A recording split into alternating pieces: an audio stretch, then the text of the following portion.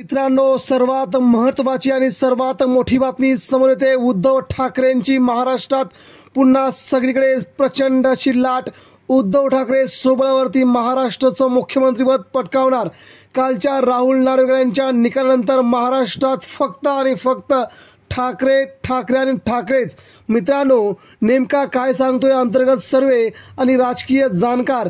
मित्रांनो, या घडीची राज्यातील सर्वात मोठी अपडेट म्हणजे उद्धव ठाकरेंची शिवसेना आणि धनुष्यबाण चिन्ह शिंदेंना दिल्यानंतर आता महाराष्ट्र मात्र आता गुपचूप बसताना दिसत नाहीये। राज्याच्या ग्रामीण भागापासून ते शहरापर्यंत आता उद्धव ठाकरेंना सर्वात मोठा प्रतिसाद मिळतोय। जर पक्षप्रमुख पद अधिकृत नाही, सचिव अधिकृत नाहीत, तर मग त्या पक्षप्रमुखांनी दिलेल्या एबी फॉर्मवर निवडून आलेले शिंदेंचे 40 आमदार आणि 13 खासदार पात्र कसे, असा सवाल सध्या महाराष्ट्र विचारतोय।